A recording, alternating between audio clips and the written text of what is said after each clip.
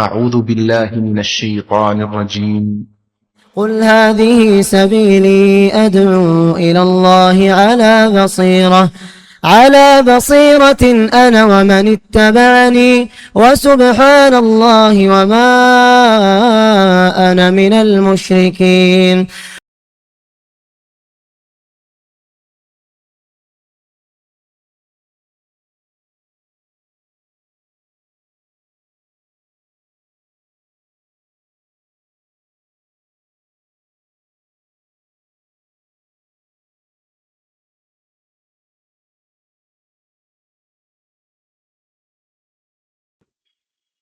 إن الحمد لله نحمده ونستعينه ونستغفره ونؤمن به ونتوكل عليه ونعوذ بالله من شرور أنفسنا ومن سيئات أعمالنا.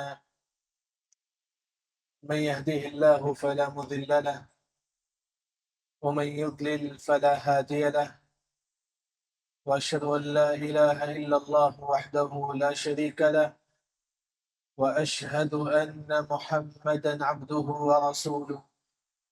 أما بعد، فإن خير الحديث كتاب الله، وخير الهدي هدي محمد صلى الله عليه وسلم، وشر الأمور محدثاتها، وكل محدثة بدعة، وكل بدعة ضلالة، وكل ضلالة في النار. أعوذ بالله السميع العليم من الشيطان الرجيم. بسم الله الرحمن الرحيم. قاف والقرآن المجيد بل عجبوا أن جاءهم منذر منهم فقال الكافرون هذا شيء عجيب أإذا متنا وكنا ترابا ذلك رجع بعيد قد علمنا ما تنقص الأرض منهم وعندنا كتاب حفيظ بل كذبوا بالحق لما جاءهم فهم في أمر مريج أفلم ينظروا إلى السماء فوقهم كيف بنيناها وزيناها وما لها من فروج والأرض مددناها وألقينا فيها رواسي وأنبتنا فيها من كل زوج بهيج تبصرة وذكرى لكل عبد منيب. وقال تعالى أيضا وسارعوا إلى مغفرة من ربكم وجنة عرضها السماوات والأرض اعدت للمتقین۔ سب سے پہلے ہر قسم کی حمد و ثنا، کبریائی، بزرگی اسی اکیلا رب العالمین کے لیے لائق و زیبا ہے، جو تمام انسانیت کا پالنہار ہے، خالق ہے، مالک ہے۔ اس کے بعد اس آخر النبی محمد مصطفیٰ احمد مصطفیٰ صلی اللہ علیہ وسلم پر لاکھوں کروڑوں درود و سلام ہو، جو تمام انسانیت کے لیے ہادی اور مبشر بنا کر بھیجے گئے تھے۔ حاضرین جمعہ، میں نے آپ کے سامنے سورہ آل عمران کی ایک آیت تلاوت کی ہے، مشہور آیت ہے۔ اس آیت میں اللہ تعالیٰ کہتی کہ لوگوں تم مغفرت کی طرف بھاگو۔ کس کی طرف بھاگنا ہے؟ مغفرت کی طرف، یعنی کہ تم ایسا کام کرو جس سے آپ کے گناہ معاف ہو جائے۔ اگر میں کہوں جیسا کہ رمضان آنے والا ہے، اگر آپ روزہ رکھیں گے تو آپ کے گناہ معاف ہوں گے، تراویح پڑھیں گے تو آپ کے گناہ معاف ہوں گے، صدقہ و خیرات کریں گے تو آپ کے گناہ معاف ہوں گے، یعنی کہ وَسَارِعُوا إِلَى مَغْفِرَةٍ۔ خاص طور پر آیت کی تفسیر میں مفسرین نے کہا کہ نماز کی طرف آگے بڑھو، جتنا ہو سکے نماز پڑھو جس سے آپ کے گناہ اللہ تعالیٰ معاف کرے۔ اس کے بعد اللہ تعالیٰ جنت کے بارے میں ذکر کرتے ہیں. جنت کتنی بڑی ہے وہ تو ہم اندازہ نہیں لگا سکتے. ہم ہر جنت کتنی بڑی ہے انسان سوچ بھی نہیں سکتا. وَلَا خَطَرَ عَلَىٰ قَلْبِ بَشَرٍ، انسان سوچ بھی نہیں سکتا کہ جنت کتنی بڑی ہے. لیکن اس آیت کی تفسیر میں مفسرین نے فرمایا کہ ایک مسلمان اسے ایک توحید پرست کو کتنی بڑی جنت ملے گی. 7 آسمان 7 زمین کو ملا کر آپ سیئیں گے، آپ جس طرح کپڑا سیتے نا تاگے سے، اس طرح 7 آسمان 7 زمین کو ملا کر سیو آپ، کتنی بڑی ہوگی. یہ ایک مسلمان، یہ ایک توحید پرست کو اللہ تعالیٰ اتنی بڑی جنت اللہ تعالیٰ دیں گے. دعا کرے کہ اللہ تعالیٰ مجھے اور آپ کو جنت الفردوس میں داخلہ دے، یعنی کہ اتنی بڑی جنت اللہ تعالیٰ دیں گے. اب یہ جنت کس کو دیں گے اللہ تعالیٰ؟ اس کے بعد اللہ تعالیٰ 4 قسم کے لوگوں کا ذکر کرتے ہیں. 4، اگر یہ 4 چیز آپ کے پاس ہے انشاءاللہ اللہ تعالیٰ آپ کو جنت اللہ تعالیٰ آپ کو دے گا. 4 چیزیں. سب سے پہلے جیسا کہ میرا عنوان ہے متقی کی 4 بڑی صفات.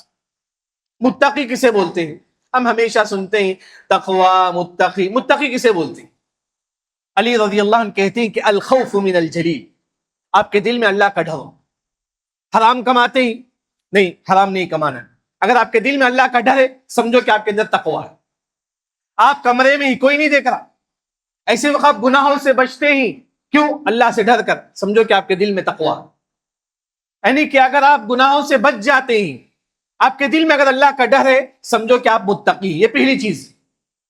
دوسرا، علی رضی اللہ عنہ کہتے ہیں کہ العمل بالتنزیل، تقوی کسے بولتے ہیں؟ قرآن حدیث کے مطابق زندگی گزارنا ہے. کوئی بھی مسئلہ ہے قرآن حدیث میں ہے کیا بھائی؟ الحمدللہ ہم لے لیں گے. قرآن حدیث میں ہے الحمدللہ، وہاں عقل نہیں دوڑائیں گے.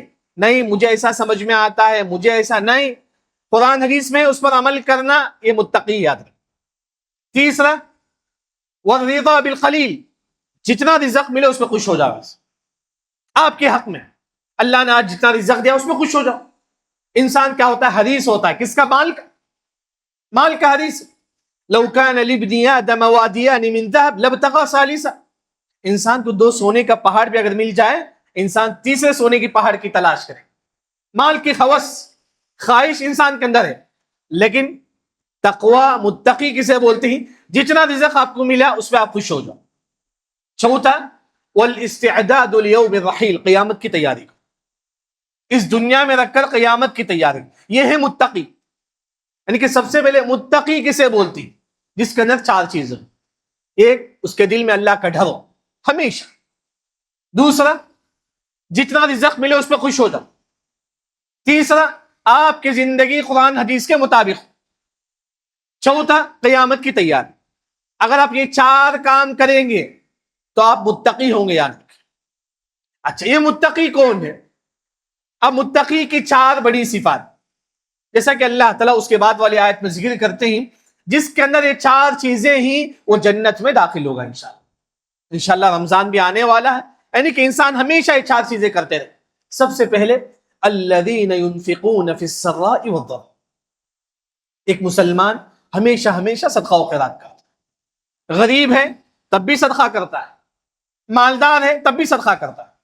ہر دن صدقہ کرنا. اس آیت سے جو بات معلوم ہوئی، متقی وہ ہے جو ہر دن صدقہ کرتا ہے.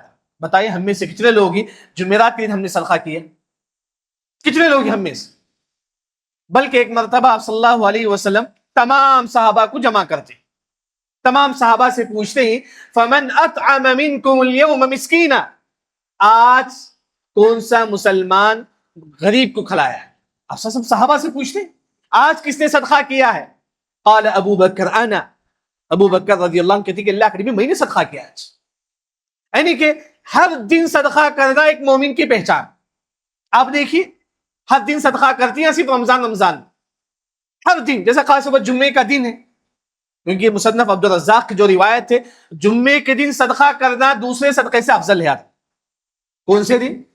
جمعے کے دن. یعنی اسی وجہ سے امام ابن تیمیہ رحمہ اللہ جب جمعے کی نماز کے لیے آتے صدقہ دے کے مسجد کے اندر داخل ہوتے. صدقہ دے کر. ہم میں سے کتنے لوگ ہیں جو صدقہ دے کے مسجد میں داخل ہوئے؟ نہیں ہو سکتا. جمعے کے دن صدقہ کرو، سب سے افضل صدقہ ہے، سب سے افضل صدقہ ہے. سب سے پہلی جو چیز ہے ایک متقی، ایک مومن، وہ ہوتا ہے ہمیشہ صدقہ کرتا ہے. دیکھو بھائی، ایک جو چیز ہے کہ جناب موت کبھی بھی آ سکتی ہے، اس کے لیے کوئی گارنٹی نہیں، کوئی لمحہ نہیں، کیونکہ ان من اشراط الساعة فجأة الموت، قیامت کے قریب اچانک موت آئے گی. کب آئے گی معلوم نہیں، اچانک آئے گی. انسان موت کے وقت صرف ایک چیز خواہش کرے گا، جب ملک الموت کو دیکھیں گے نا، ہم کیا خواہش کریں گے؟ فَأَصَّدَّقَ وَأَكُن مِّنَ الصَّالِحِينَ. ملک الموت سے کہیں گے ہم کو تھوڑا وقت دے دو، میں جا کے صدقہ کروں. کتنا تھوڑا وقت؟ آج ہے نا ہمارے پاس وہ وقت، میرا اور آپ کے لیے وہ وقت ہے، جتنا ہو سکے ہم صدقہ کریں، کیونکہ یہ صدقہ آپ کو قبر میں بھی کام آئے گی. قبر کی بات کرو، کیونکہ آپ صلی اللہ علیہ وسلم نے فرمایا کہ ان الصدقۃ لتدفئ عن اہلها من حر القبور. قبر میں اے سی نہیں ہوتا ہے، قبر میں گرمی ہوتی. اس گرمی کو دور کرنے کے لیے آپ صلی اللہ علیہ وسلم نے کہا کہ تم صدقہ کرو. قبر کی جو گرمی ہے، وہاں جو دردناک جو ماحول ہے، خوفناک جو ماحول ہے، اگر آپ اس کو دور کرنا چاہتی تو صدقہ کرو یار. صدقے کے کئی فائدے ہیں، بلکہ آپ صلی اللہ علیہ وسلم فرماتے ہیں کہ الصدقۃ تطفئ الخطیہ کما یطفئ الماء النار. جس طرح پانی اگر آگ میں ڈالیں گے تو کیا ہو جاتا ہے؟ آگ بجھ جاتا ہے، آگ ختم ہو جاتا ہے. اس طرح صدقہ کریں گے آپ کے پورے گناہ مٹ جائیں گے. یعنی کہ سب سے پہلی جو صفت ہے ایک مومن کی، ایک متقی کی، وہ ہمیشہ صدقہ و خیرات کرتا ہے، ہمیشہ. جیسا کہ عقیم رضی اللہ عنہ صحابی رسول ہے، ہمیشہ اپنے ساتھ جو نا تھیلی رکھتے تھے، ہمیشہ جو بھی دکھا اسے صدقہ کرتے تھے. ہمیشہ راستے میں جاتے تھے، کوئی پوچھا اسے صدقہ دیتے. کیوں؟ ایک مومن کی صفت ہے. آپ بھی جتنا ہو سکے صدقہ و خیرات کیجئے. یہ پہلی جو صفت ہے مومن کی، ہمیشہ صدقہ و خیرات کرنے والا. جتنی بھی عورتیں ہیں وہ بھی صدقہ و خیرات کریں، کیونکہ خاص طور پر آپ صلی اللہ علیہ وسلم عورتوں سے کہتے تھے تصدقن ولو من حلیکن، اے عورتیں تم اپنا زیور صدقہ کرو. کیونکہ آپ صلی اللہ علیہ وسلم نے کہا میں نے عورتوں کو جہنم میں سب سے زیادہ دیکھا. بلکہ صحیح بخاری کی روایت ہے عورتیں اپنے کان کا زیور صدقہ کرتی تھی. تو یہ پہلی چیز ہے کہ ایک متقی ہمیشہ صدقہ و خیرات کرتا ہے. دوسرا، اللہ نے کہا کہ الذین ينفقون فی السراء والضراء والکاظمین الغیظ، غصے کو کنٹرول کرنے والا. غصے کو کنٹرول. ہم میں سے کتنے لوگ غصہ کرتے ہیں؟ آج آپ دیکھیے کہ طلاق کیوں ہوتا ہے؟ غصے کی وجہ سے. شوہر غصہ میں آ کر طلاق دے دیا، غصہ. یہی غصہ ہے آج خاندان میں جدائی ہے. یہی غصے کی وجہ سے آپ کا بھائی آپ سے جدا ہے. یہی غصے کی وجہ سے طلاق خلا سب ہوتا ہے. بلکہ آپ صلی اللہ علیہ وسلم نے بار بار نصیحت کرتی، قال لا تغضب، تم کبھی بھی غصہ نہ کرو. غصہ ایک انسان کی زندگی کو برباد کر دیتا ہے. کبھی بھی غصہ اچھی چیز نہیں یاد رکھ. اگر آپ غصے کو کنٹرول میں کریں، اس دنیا میں کیا فائدہ ملے گا؟ آپ صلی اللہ علیہ وسلم فرماتی ہیں کہ من کف غضبہ، اگر آپ غصے کو کنٹرول میں کریں گے، ستر اللہ عورتہ، اللہ آپ کے گناہ کو اللہ تعالیٰ چھپا دے گا، آپ کے عیب کو اللہ تعالیٰ چھپا دے گا. کتنی بڑی بات ہے. آج گھر میں داخل ہوتی، بیوی سے کوئی غلطی ہو گئی، وہیں سے غصہ کر. ایک مومن وہ نہیں ہوتا ہے، غصے کو کنٹرول کرنے والا ہوتا ہے. میں نہیں کہتا کہ آپ سے غصہ نہیں ہوتا. ہر انسان، جیسا کہ امام شافعی رحمہ اللہ نے کہا، جس کے اندر غصہ نہیں ہے وہ انسان پاگل. ہر انسان کے اندر غصہ ہے، لیکن غصے کو کنٹرول ایک مومن کی پہچان، ایک متقی کی پہچان. کیسا کنٹرول کرے بھائی غصے؟ سب سے پہلے صحیح بخاری کی روایت ہے اعوذ باللہ من الشیطان الرجیم پڑھے. غصہ ہے اسی وقت پڑھو اعوذ باللہ من الشیطان الرجیم. دوسرا، ابو داؤد کی روایت، آپ صلی اللہ علیہ وسلم نے کہا کہ آپ بیٹھے ہی کھڑے ہو جاؤ. بیٹھ کر آپ کو غصہ آ رہا تو کھڑے ہو جاؤ. آپ کھڑے ہی آپ کو غصہ آ رہا اسی وقت آپ بیٹھ جاؤ. یعنی کہ غصے کو کنٹرول میں کرو. آج کتنے لوگ ہیں جو غصے کنٹرول میں نہ کرنے کی وجہ سے اپنی بیوی سے جدا ہو جاتے، اپنی بہن سے جدا ہو جاتے. خاندان میں نفرت، اس کی ایک اہم وجہ غصہ آیا. کیونکہ آپ صلی اللہ علیہ وسلم نے فرمایا من کف غضبہ، بڑی عظیم حدیث ہے، جو غصے کو کنٹرول میں رکھتا ہے، کف اللہ عنہ عذابہ، اللہ آپ کو نار جہنم سے بچائیں گے. کس سے بچائیں گے؟ نار جہنم سے. کتنی بڑی فضیلت. غصے کو کنٹرول میں کرنے سے اللہ ہم کو نار جہنم سے بچائے. ایک متقی کی دوسری جو بڑی صفت ہے وہ ہے کہ غصے کو کنٹرول میں رکھتا ہے. بلکہ آپ صلی اللہ علیہ وسلم فرماتے ہیں لیس الشدید بالسرعہ، ہم کیا سمجھتے ہیں؟ غصے میں آ کے سامنے والے گالیاں دے دے ہم طاقتور ہیں. انسان یہی سمجھتا ہے میں سامنے والے گالیاں دے دیا غصے میں میں طاقتور ہوں. نہیں، حدیث کہتی ہے فَإِنَّ الشَّيْطَانَ يَمْلِكُ نَفْسَهُ عِنْدَ الْغَضَبِ. ایک مومن وہ ہے غصے کے وقت اپنے نفس کو کنٹرول میں رکھتا ہے. زبان سے اسی اسے الفاظ، بلکہ اللہ تعالیٰ کہتے ہیں کہ اگر آپ کو غصہ آتا ہے نا وَاذْكُرْ رَبَّكَ إِذَا غَضِبْتَ، تم غصے کے وقت اللہ کا ذکر کرو، سبحان اللہ، الحمدللہ، اللہ اکبر، لا الہ الا اللہ. یعنی کہ ایک مومن وہ ہوتا ہے غصے کو کنٹرول میں رکھتا ہے، تو تب چل کر اس کی زندگی اچھی رہے گی، بلکہ اس کی جو آپس کی جو زندگی ہے خاندان کی وہ بھی اچھی رہے گی. یہ دوسری بڑی صفت ہے ایک متقی کی جو غصے کو کنٹرول میں رکھے. تیسری جو چیز اللہ تعالیٰ کہتے ہیں کہ جو نا والعافین عن الناس، لوگوں کی غلطیوں کو معاف کرو. لوگ سے غلطی ہو جاتی، آپ بڑے ہی کسی سے غلطی ہو گئی تو معاف کرو. آپ خاندان میں بڑے ہی آپ کے بھائی سے غلطی ہو گئی معاف کرو. اگر آپ دوسروں کی غلطیوں کو معاف کریں گے فمن عفا واصلح فاجره على اللہ، اس کا ثواب اللہ تعالیٰ. جیسا کہ رمضان کے بارے روزے کے بارے میں حدیث مجھے اور آپ کو معلوم، روزے کا ثواب اللہ کے علاوہ کسی کو معلوم. الصوم لی وانا اجزی بی، اللہ نے کہا کہ بندہ روزہ رکھے گا اس کا ثواب میں ہی دوں گا. کیا ثواب اللہ تعالیٰ نہیں بتاتی، کتنا ثواب نہیں بتاتی اللہ تعالیٰ، اس کا ثواب اللہ تعالیٰ دیں گے. وہی اللہ نے یہاں بھی فرمایا اگر آپ دوسروں کو معاف کریں گے اس کا ثواب کیا ہوگا اللہ کے علاوہ کسی کو معاف. اتنا زیادہ اللہ تعالیٰ آپ کو ثواب دیں گے. کتنے لوگ ہیں آج، کتنے لوگ ہیں جو سامنے والے کو معاف کرتے ہیں. بلکہ مفسرین نے کہا کہ فمن عفا واصلح، اصلح کی تفسیر میں کہتے ہیں آپ سامنے والے کو معاف کرو، سامنے تھوڑا گفٹ بھی دے دو، ہدیہ دے دو. دونوں میں دشمنی ہے، آپ چاہتی ہیں کہ جو نا اسے معاف کرو، آپ معاف کر کے اسے تھوڑا ہدیہ دے دو اسے. وَأَجْرُهُ عَلَى اللَّهِ، اس کے بعد آپ کو جو نیکی ملے گا وہ کسی کو معلوم نہیں، اللہ ہی آپ کو نیکی دینے والا ہے. وَالْعَافِينَ عَنِ النَّاسِ. ایک واقعہ آپ کے سامنے ذکر کروں. ابو بکر رضی اللہ، ہر انسان اپنی بیٹی سے محبت کرتا ہے، ہر انسان اپنے بیٹے سے محبت کرتا ہے. ابو بکر رضی اللہ، ان کی بیٹی عائشہ رضی اللہ عنہا جو ام المؤمنین ہے، ان کو بعض لوگوں نے نعوذ باللہ فلاں فلاں کہہ دیا تھا، انہوں ویسا ہی کہہ دیا تھا. ان میں سے ایک صحابی حسان رضی اللہ عنہ، انہوں نے بھی کہا کہ جو نا عائشہ رضی اللہ عنہ بھی جو نا نعوذ باللہ ایسا کرے، نعوذ باللہ ایسا غلطی سے بول دیے کہ حسان رضی اللہ. تو ابو بکر رضی اللہ عنہ کو غصہ آتا ہے. یہ حسان جن کو مہینہ مہینہ ابو بکر رضی اللہ عنہ کھانا پانی دیتے تھے، راشن دیتے تھے، سب کچھ دیتے تھے، لیکن اس کے باوجود بھی حسان رضی اللہ عنہ میری بیٹی کو ایسا ویسا بولتے. یہ ابو بکر رضی اللہ عنہ کو غصہ آتا ہے. ابو بکر رضی اللہ عنہ قسم کھاتے ہیں اس کے بعد میں کبھی بھی حسان کو کھانا پانی نہیں دوں گا، اس کے بعد میں کبھی بھی حسان کو پیسہ نہیں دوں گا. کیوں؟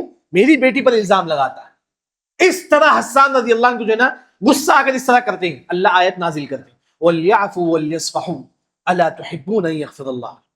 یہ آیت میرے لیے بھی آپ کے لیے. اگر آپ یہ چاہتے ہیں کہ آپ کے گناہ معاف، ہر انسان چاہتا ہے، آپ بھی چاہتے ہیں کہ آپ کے گناہ معاف ہو، میں بھی چاہتا ہوں کہ میرا گناہ معاف ہو. اللہ نے کہا کہ ابو بکر اگر آپ کے گناہ معاف ہونا چاہتے ہو تو حسان کو معاف کرو، اللہ تمہارے گناہوں کو معاف کرے گا. اگر آپ دوسروں کو معاف کریں گے اللہ تمہارے گناہوں کو معاف کرے گا.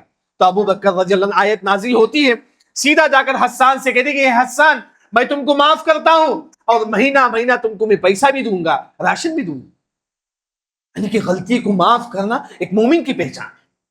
آج کتنے لوگ سامنے سے والے غلطی ہو گئی ہم معاف نہیں کرتی، اس وجہ سے بڑے بڑے لڑائی جھگڑے ہوتے ہیں. بلکہ انسان چھوٹی غلطی کو معاف کرے.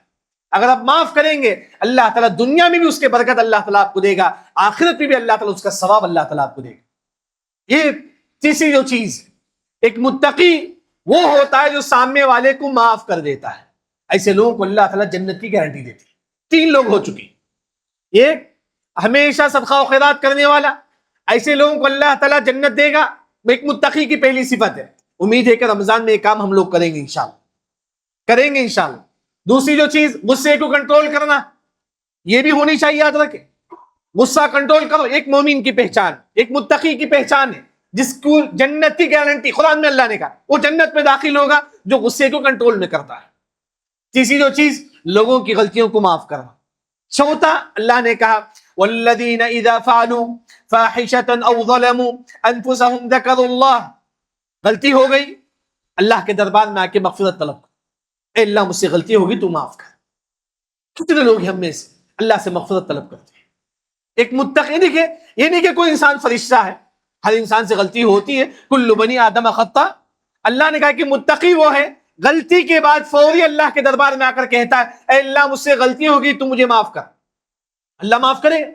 یہاں بعض لوگ بولتے ہیں کہ مولوی صاحب مجھ سے غلطی ہو گیا، کیا کروں؟ توبہ کرتا ہوں پھر مجھ سے غلطی ہوتا ہے، توبہ کرتا ہوں پھر مجھ سے غلطی ہوتا ہے، میں کیا کروں؟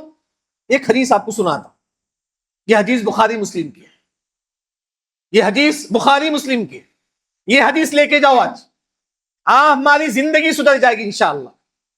کیا حدیث ہے؟ صحیح بخاری مسلم کی ہے۔ ایک انسان گناہ کرتا ہے، اللہ کے دربار میں آ کے کہتا ہے کہ اللہ تعالیٰ مجھ سے گناہ ہو، اللہ سے کہتا ہے اے اللہ مجھ سے گناہ ہو گیا۔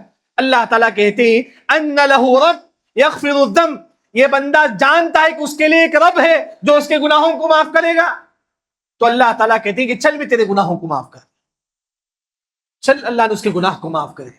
ثم مکث ما شاء، پھر چند دن کے بعد پھر اللہ کے پاس آتا ہے، پھر بولتا ہے کہ اللہ تعالیٰ مجھ سے گناہ ہو گیا، سچی توبہ کرتا ہے، پھر بھی بولتا ہے اللہ تعالیٰ مجھ سے گناہ ہو گیا، کیا کروں میں؟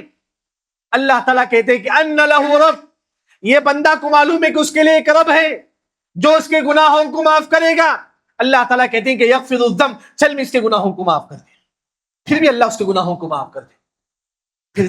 پھر چند دنوں کے بعد پھر غلطی ہو جاتی، کتنی غلطی ہم لوگ کرتے، پھر غلطی ہوتی ہے، پھر اللہ کے دربار میں آتا ہے، اللہ سے کہتا ہے کہ اللہ تعالیٰ مجھ سے غلطی ہو گئی، تو اللہ تعالیٰ کہتے ہیں کہ دیکھیے یہ بندے کو معلوم ہے کہ اس کے لیے ایک رب ہے جو اس کے گناہوں کو معاف کرنے والا، چل میں اس کے گناہوں کو معاف کر دے۔ اللہ تعالیٰ اس طرح اللہ تعالیٰ بار بار ہمارے گناہوں کو معاف کرتی ہے۔ کیا ہم میں سے کوئی ہے جو توبہ کرنے والا؟ کتنا گناہ ہم لوگ کرتے۔ اللہ تعالیٰ خود کہتی کہ ابن آدم، اے لوگو انکم تخطئون باللیل والنہار، تم دن اور رات تم گناہ کرتے ہو، وانا اغفر الذنوب جمیعا، میں تمہارے تمام گناہوں کو معاف کروں گا، شرط یہ ہے کہ فاستغفرونی اغفر لکم، تم مجھ سے مغفرت طلب کرو میں تمہارے گناہوں کو معاف کروں۔ ہم تو چھوڑیے ہماری کیا حیثیت، صحابہ کی زندگی کو دیکھیے۔ عبداللہ بن مسعود مفسر قرآن، عبداللہ بن مسعود رضی اللہ عنہ تہجد میں بیٹھتے ہی اور اللہ سے کہتے ہیں کہ اللہ تعالیٰ تو ہی نے کہا میرے گناہوں کو معاف کرے گا، آج اللہ تو میرے گناہوں کو معاف کر۔ یہ کون ہے؟ عبداللہ بن مسعود رضی اللہ عنہ، صحابی رسول۔ کبھی ہم نے تہجد میں اٹھ کر اللہ کے دربار میں مغفرت ہم نے کی ہے؟ کبھی ہم نے کیا ہے اس طرح؟ ابھی رمضان آنے والا ہے، یہ موقع ہے، یاد رکھیں تراویح میں اللہ سے دعا کیجئے۔ شیخ ابن عثیمین رحمہ اللہ نے کہا تراویح کی دعا سب سے افضل دعا ہے فرض کے بعد، سب سے افضل دعا فرض نماز کے بعد اگر کوئی دعا سب سے افضل ہے تو تراویح کی دعا ہے۔ انسان دعا کرے، رمضان کا موسم ہے، مغفرت کا موسم ہے، رمضان کا مہینہ مغفرت کا مہینہ ہے، جتنا ہو سکے دعا کرے۔ یہ ہو سکتا ہے کہ ہمارا آخری رمضان ہو، کتنے لوگ ہیں یہ رمضان میں تھے یہ رمضان میں نہیں، یہ اسی وجہ سے انسان کو چاہیے کہ جتنا ہو سکے اپنے گناہوں کی مغفرت طلب کرے۔ اللہ تعالیٰ تھکتا نہیں ہے، لیکن ہم لوگ تھک جاتے ہیں، ہم لوگ دعا کرنے میں ہم لوگ تھکتے ہیں، بلکہ انسان ایک چیز کی بہت زیادہ دعا کرتا ہے۔ اللہ نے کہا پارہ نمبر 25 کے پہلے صفحے میں لا يسأم الانسان من دعاء الخیر، ہم مغفرت کی دعا نہیں مانگتے، معاف کرنا۔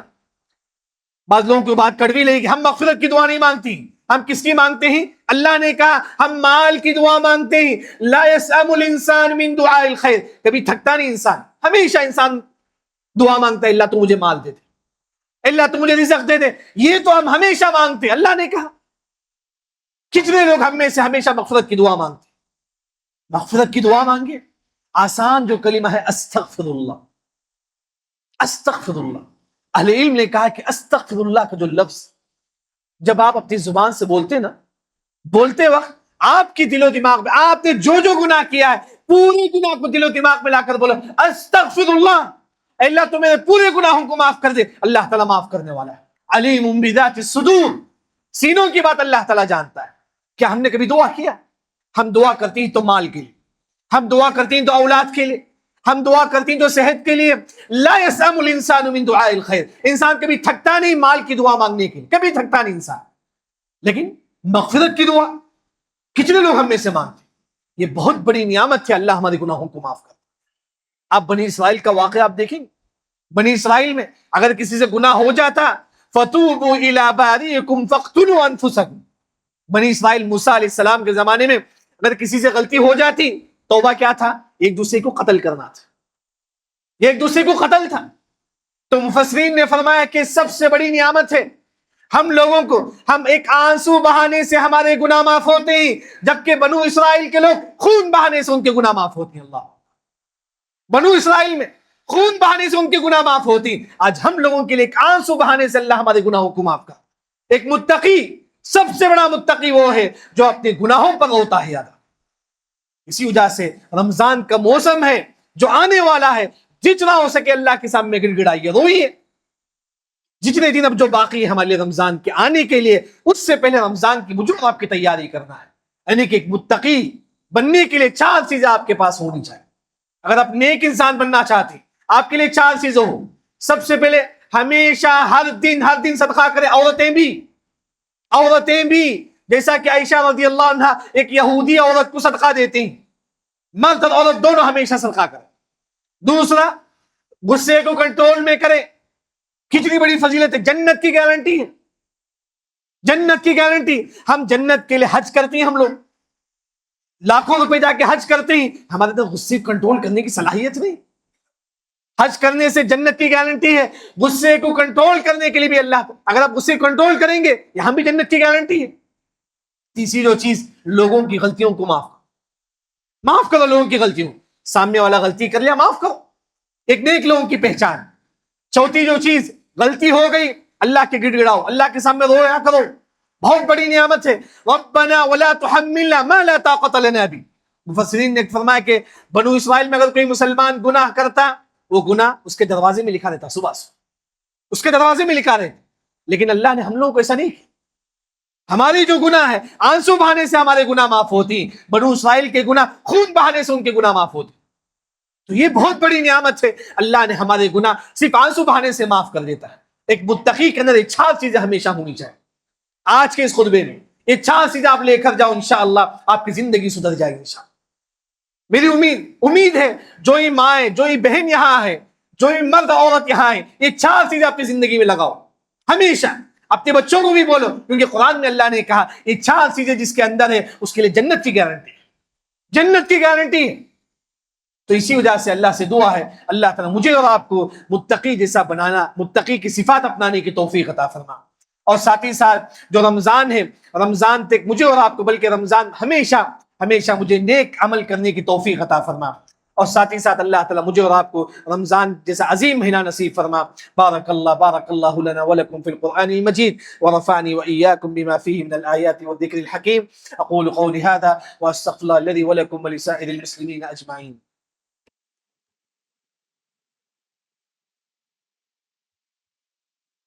الحمد لله على إحسانه والشكر له على توفيقه وامتنانه، وأشهد أن لا إله إلا الله وحده لا شريك له تعظيما لشانه، وأشهد أن محمدا عبده ورسوله الداعي إلى رضوانه.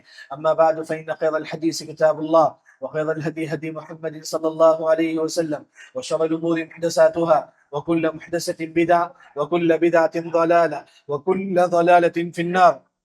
أعوذ بالله السميع العليم من الشيطان الرجيم. إن الله وملائكته يصلون على النبي يا أيها الذين آمنوا صلوا عليه وسلموا تسليما. اللهم صل على محمد وعلى آل محمد كما صليت على إبراهيم وعلى آل إبراهيم إنك حميد مجيد.